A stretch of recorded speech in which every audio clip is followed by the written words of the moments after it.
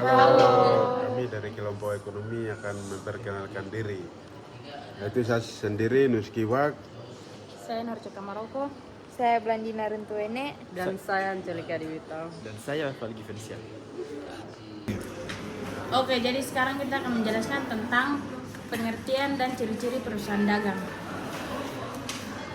Perusahaan dagang adalah perusahaan yang kegiatannya membeli barang dan menjual kembali tanpa melakukan perusahaan terhadap barang tersebut terlebih dahulu.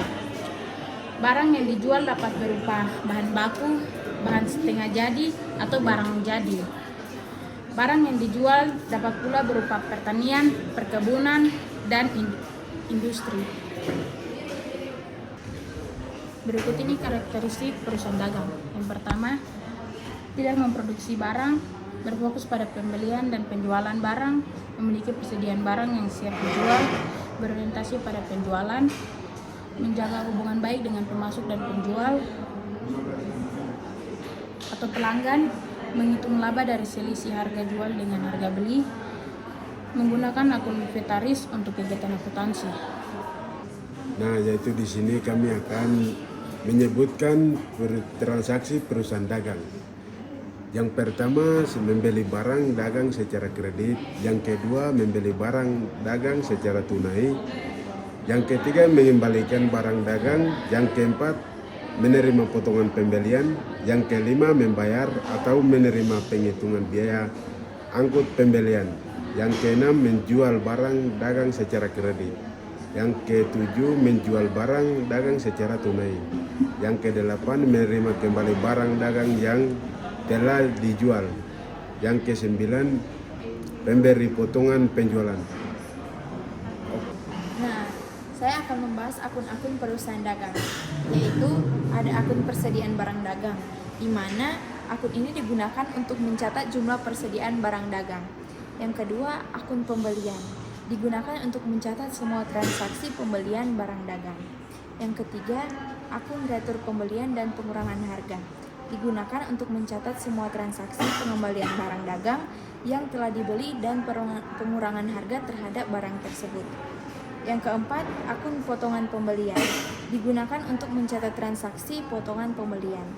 Yang kelima, akun beban angkut pembelian, digunakan untuk mencatat semua transaksi pembayaran biaya angkut barang dagang yang dibeli. Yang keenam, akun penjualan, digunakan untuk mencatat semua transaksi penjualan barang dagang.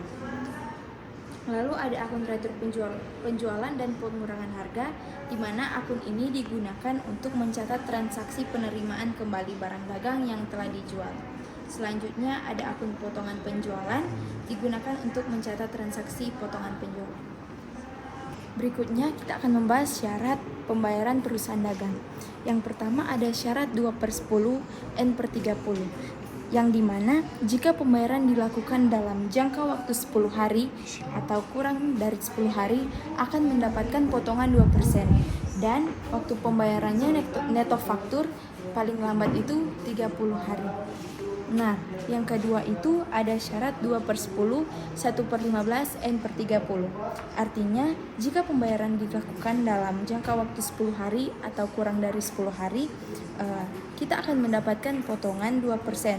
Tetapi jika pembayarannya dilakukan di atas 10 hari sampai 15 hari, hanya akan mendapatkan potongan diskon sebesar 1%. Dan juga pembayaran neto faktur paling lambat yaitu 1 bulan atau 30 hari. Nah, syarat N/30 artinya pembayaran dilakukan selambat-lambatnya 60 hari setelah transaksi jual beli.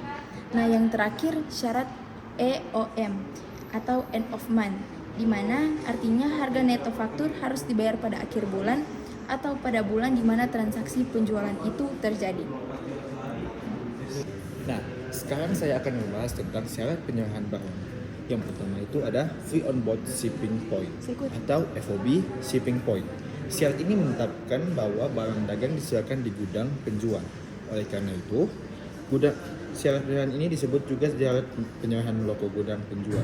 Syarat ini berakibat biaya pengangkutan barang menjadi tanggung pembeli sejak barang itu diserahkan di gudang penjual. Dan resiko atas barang, misalnya rusak atau hilang, sejak diserahkan di gudang penjual menjadi tanggung tanggungan pembeli dan transaksi dianggap telah terjadi dan dapat dibekukan sejak saat barang diserahkan di gudang penjual.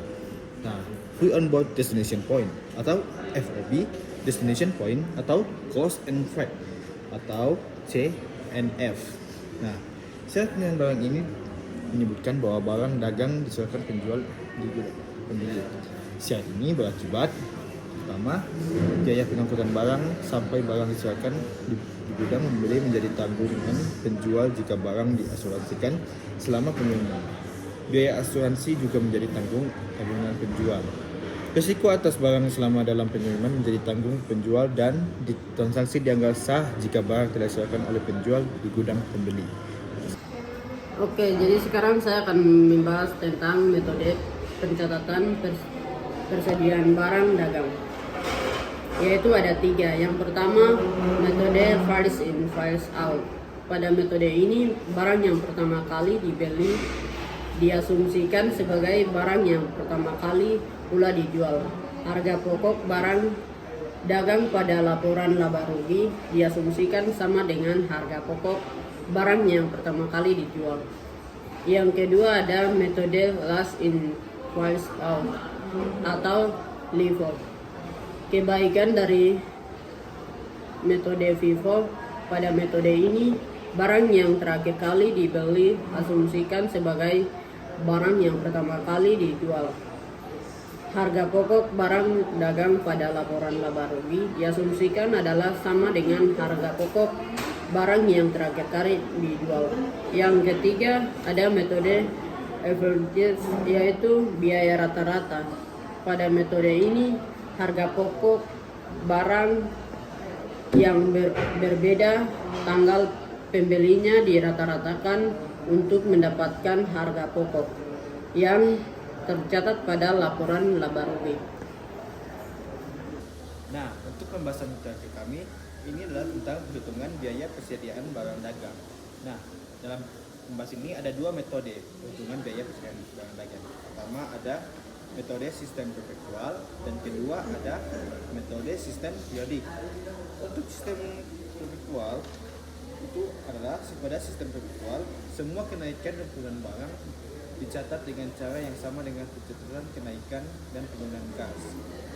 Nah, metode ini ada 3. Yang pertama itu adalah metode FIFO perpetual, metode LIFO perpetual, dan metode average perpetual. Dan untuk metode perhitungan biaya persediaan barang dengan menurut sistem periodik itu pada sistem periodik hanya pendapatan yang dicatat setiap kali penjualan dilakukan. Tidak ada jurnal yang dibuat pada saat penjualan untuk mencatat harga pokok barang. Pada akhir periode, perhitungan fisik harus dilakukan dalam menentukan biaya atau harga pokok persediaan dan harga barang dijual. Metode ini ada 3 cara, yaitu metode FIFO periodik, metode LIFO periodik, dan yang terakhir metode average periodik. Nah, itu dari saya. Terima kasih. Belum.